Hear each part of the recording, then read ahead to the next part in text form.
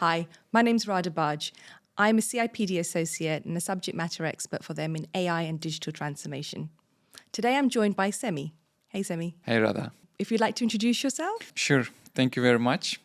Hello, I'm Dr. Semih Kumluk and I'm head of AI and digital programs at PwC's Academy Middle East. My journey with AI actually started in the HR departments. So when I got my first intense AI training, I was hired by the HR director in my previous company. So AI in HR is my passion. Looking forward to talk about it today. And in the past few years or so, I'm leading our AI upskilling programs in the region, helping to prepare the talent for the future of jobs and also develop the necessary AI talent to hit the requirements of the AI market. Thanks, Semi. Lovely to be here with you today. So let's go straight into this, right? So we hear so much about AI and automation within the world, across the world rather, and within the region. Now, from what you see today, where do you see sort of these skills around job creation versus the job displacement dilemma and the debate that we keep hearing about in the media and across the world? Where do you think we are with that? I think when we look at how we do things, the technical term processes in place, I think we are already quite digital, quite automated. We have a lot of smart government initiatives. We have a lot of digital initiatives or digital solutions in the banking, etc. And we know that AI and automation are targeting those repetitive jobs, right? Routine jobs, mundane tasks, etc., etc. So the amount of those tasks in the UAE, I see, when compared to the rest of the world, is lower than the average. And so absolutely, we will be in the net positive side. The jobs that will be created with the AI economy will be much, much more than the jobs displaced with the AI. And of course, we need to come up with some good upskilling and reskilling programs to fill that gap and prepare people for that future. It's really interesting, isn't it? Because when we have these conversations, it's always around, the negative around it, right? So there's going to be loads of job displacements, people are going to lose their jobs, but actually there's less conversation, and probably more recently it's coming a little bit more of a trend around actually it's going to provide so many more new jobs. So yes, we're going to perhaps get rid of some of the jobs that existed in the past, but actually in the future of work, and what that means with AI is we're going to create so many more opportunities and more roles for the future. And obviously the upskilling and reskilling is really key to that. So I just find it really fascinating when I sort of hear things like that and these conversations to kind of go one way.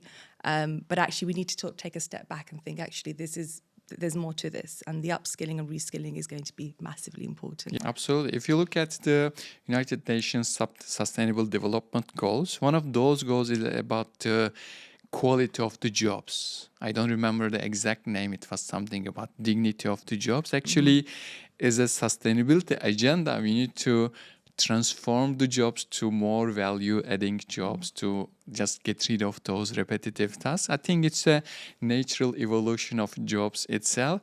AI is just accelerating it a little bit. So where do you see in that angle? I just want to turn it back on you. Of course. Where do you see in terms of the readiness of the market, of the employees in terms of those skills? So what do we need to do? What do they need to do to prepare? It's kind of like a golden question, right? It's like we know that this is all coming, and we know that the world is changing and AI is here. And, AI is an enabler of digital transformation. So it's a very important thing that we need to bear in mind. But then there's so many other skills that could be part of that. But there's a couple that we can probably talk about in the interest of this podcast. And the first one is really around strong digital literacy skills is no longer nice to have. It's a must-have for HR professionals. And it's very important that we build those skills and strong skills in that area, so we're able to understand what is coming up. And we're able to understand how it obviously applies and the impact it has on our jobs, our teams, and our individual roles. The second one is data. Now, what all of this data automation, digital automation and digital AI and digital transformation is going to do, it's going to give us a lot more data. Now, how we understand and interpret that data in our businesses and our organizations is also going to be incredibly important. So having strong data skills is also going to be very important. And the third one I'd probably say is around the human skills that we have. Now, these are going to be the ones that are going to differentiate us against the machines. So yes, the machines are going to give us automation. Of course, they're going to take a lot of the administrative tasks out of our work. But actually, the skills that are going to remain are going to be those strategic skills that we need to have. We need to have deep empathy. We need to have critical thinking. We need to have the sort of positive outlook. And these are human skills that we need to embed. So these are going to be really key in the future. But when we also talk about digital and human skills, we also have to recognize as a skill that we're going to need to acquire to delegate to the machines, yes. right? And that's a completely different mindset, and it's a completely different culture that we're perhaps going into in the future of work when we think about the skills for the future. And there's something important about that, isn't it? Because as a leader, there's an element of accountability and transparency and trust that you have to ensure exists in that whole process, right? It's like I'm making this decision based on this, and this is the reason for it. Because obviously, if we don't do that, there's that element of fear that could obviously creep in. To those people, we have a nice trick, actually, nice solution. We have a new trend called blame the algorithm. So from HR perspective, also, if you look at those leadership development, what they need to focus more on in terms of their learning and development agenda, their next 1 or 2, 3 years of the roadmap. So I've got another question for you. So just sort of going with this whole transparency and trust and, you know, the kind of the risks around it. So there's a lot of conversation around, you know, compliance, regulatory things that we need to consider when adopting it. And it's a very important one, especially in the people profession, because we're handling very sensitive data as well. You know, what are your stances on that? And what are the things that we need to be thinking about, be mindful about as organizations and HR practitioners in that space? From an organizational perspective, we advise to have a 3-4 layer agenda or a structure, like I call it the onion model. Yeah. So we need a sponsor in the top. Now we have, if you must have heard, the chief AI officers in Dubai. Absolutely. Now all with Dubai is universal blueprint for AI. In case you didn't notice, the initials make Dubai again. We have chief AI officers in non-government entities. So they sponsor all these programs. And reporting to them, we have the Center of Expertise, our top talent, the experts in AI to build those in-house solutions and also to interact with any kind of outsourced solution. As a second layer, we have the analytical-minded people across the organization who translate between rest of the organization and this center of expertise. There, like we have the small teams, HR analytics, we have marketing analytics, we have digital finance, digital supply chain teams. They are the translators between the rest of the employees and that technical people. And the broadest layer would be the all non-technical employees, where we teach them about AI, Gen AI, who can solve their problems with AI. Because you mentioned data is the most critical ingredient, and every process owner, every operations owner is the best person to analyze their data. If you teach them about data analytics, about AI, they are the best people to innovate with data. They're the best people to come up with solutions with AI to solve their problems. So we need to provide that amount of awareness. I call it the IKEA model. And did you buy anything from IKEA recently? Not recently, but I have done. Yeah, you know that Yes. process, right? Yeah. So to make it, you didn't become a carpenter, right? To make that. And you didn't have to buy a full toolbox. So IKEA is giving you the necessary skills to build up that cupboard or whatever with the instructions, and necessary toolkit as well. Nothing more, nothing less. So for that rest of the works, we need to do the same. We provide them with the necessary skills and necessary tools to innovate with data and AI. So this is how I see from a corporate perspective to ride the wave of AI. So what is your take in that one from your perspective? I think it's business acumen. So it's like providing the mandatory core skills, right? So the skills that we just talked about, right? So we talked a little bit around, digital literacy. We talked about data. We talked about the human versus AI. And I think there's a piece around being able to apply that to your business in the business context, right? So the strong business acumen piece, I think, is kind of, I think, where I feel that, that is going to be something that's going to help people even further. Critical thinking, for example, is another one. And going back to another example, similar to your IKEA example, but, take prompt engineering. So prompt engineering is being primed as one of the key skills for the future. And we're seeing loads and loads of initiatives in that space right now in the world. So if you learn how to do prompt engineering starting from, where you are now, we assume that it's not deep at all in the AI space, but you start off with, I'm going to learn how to do prompt engineering. That is going to take you one step further forward, right? If you say, I'm going to learn how to do prompt engineering and critical thinking, you're going to be 10 steps ahead. Yes. So it's about how do we bring that to life so that people don't look at it in isolation as a profession, as HR professionals, is understanding the context of our business and being able to apply that so that the technology can future-proof us, can make us more reliable, can make us more competitive, not just as individuals, but as teams and as ultimately the organization. And I think that's where that whole mindset shift is really required. It's not just about learning these skills in isolation as such. It's about combining it with what we know in our organizations to really make it powerful and to really do something pretty amazing in that space. Very nice example, actually, combination of those. There is this term AI as an accelerator or AI-enabled workforce. The multiplication effect is like crazy. For some more nerd audience that we might have, it's even in the power of the other skills that we might have. Like there is this recent caps that I have seen.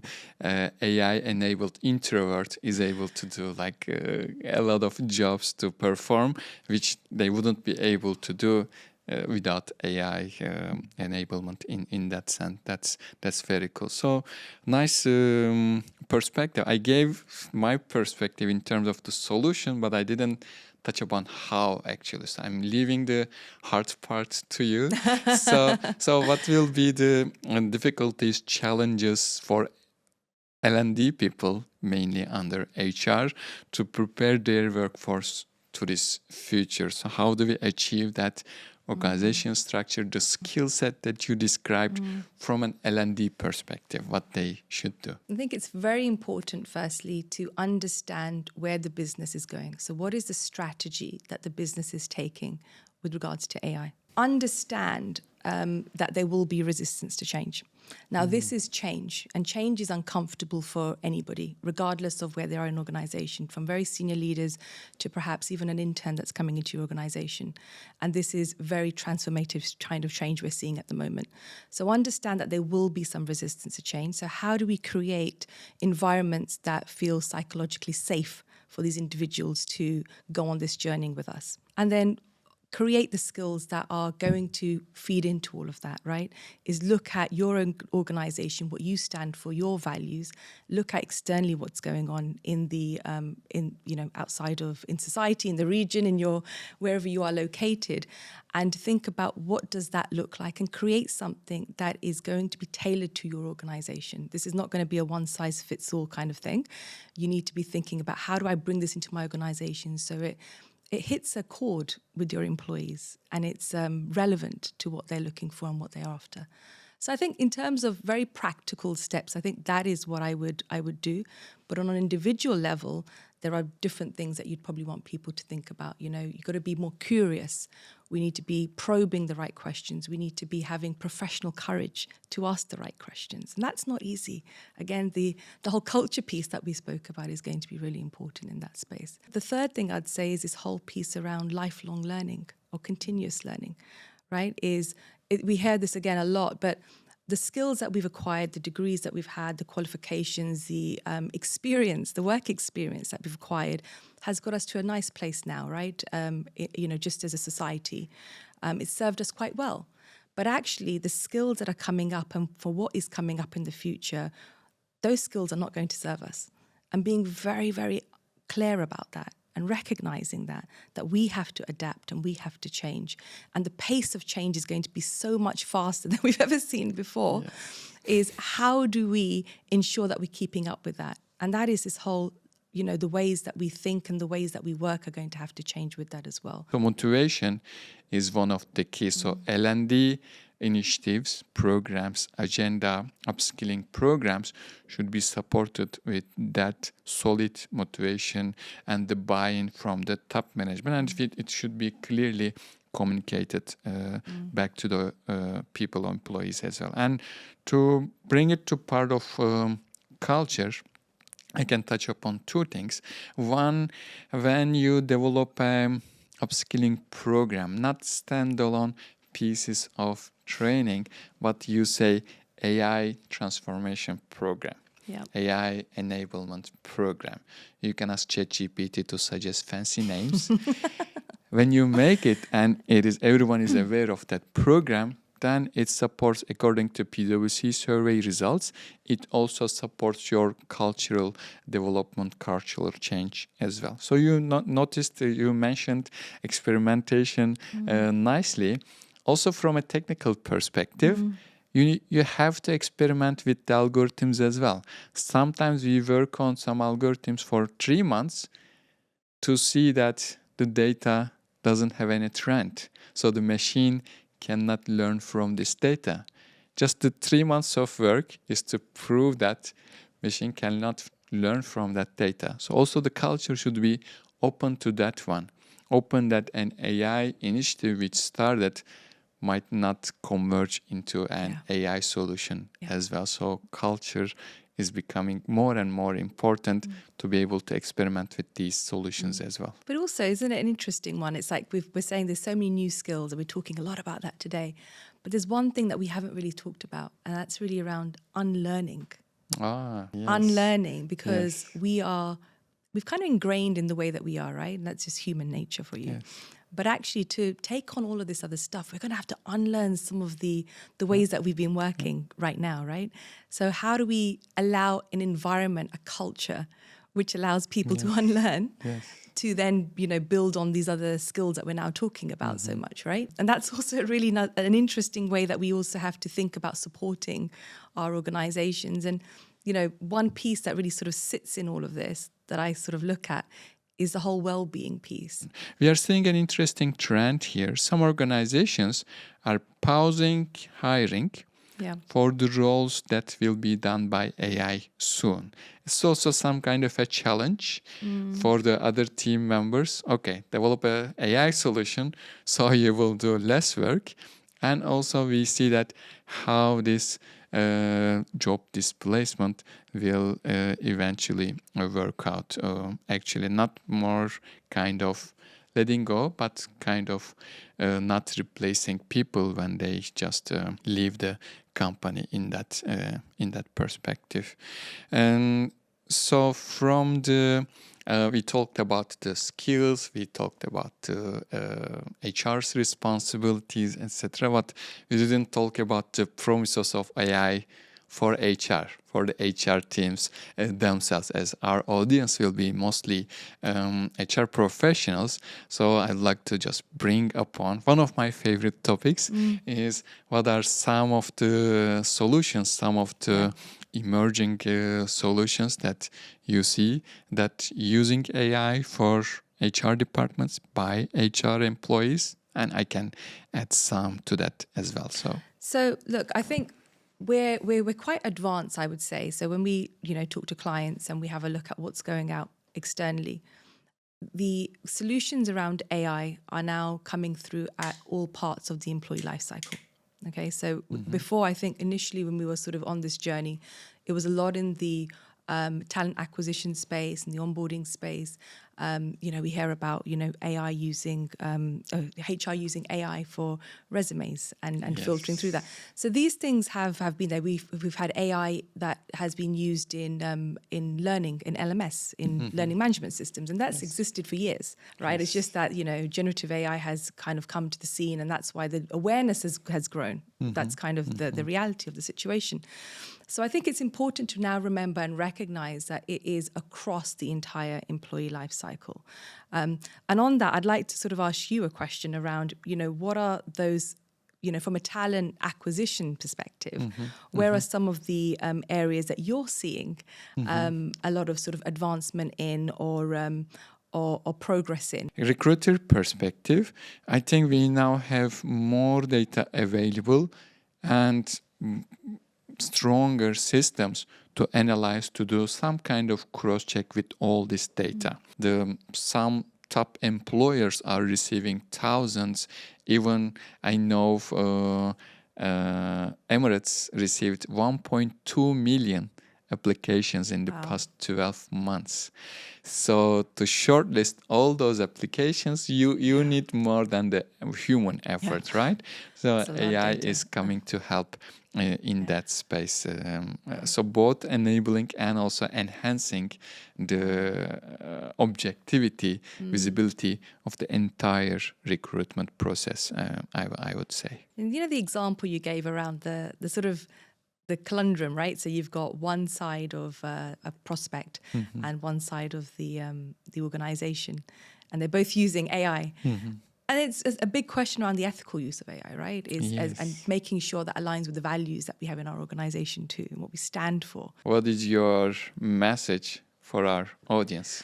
My message for the audience is this is an incredibly vast space, which is evolving and changing on a day-to-day basis. My message to the audience is going to be really around get started, be curious and experiment. And just go with it and understand what it is, what this means for you and what this means for your organization. And what message would you give? So for me is to keep an open mind, use every opportunity, every piece, all your colleagues, any kind of video, book, material that you can find to improve your both knowledge and also motivation towards this, because if you are an HR professional, you have a bigger and bigger responsibility. So you need to know about your responsibilities, and that comes with the knowledge. So keep an open mind to improve your knowledge and prepare yourself and your people for this great future. Fantastic. Thank you so much, Semi. Thank you. It's been great having this conversation with you. My pleasure. Thank you. And thank you very much for joining us. Take care. Bye-bye.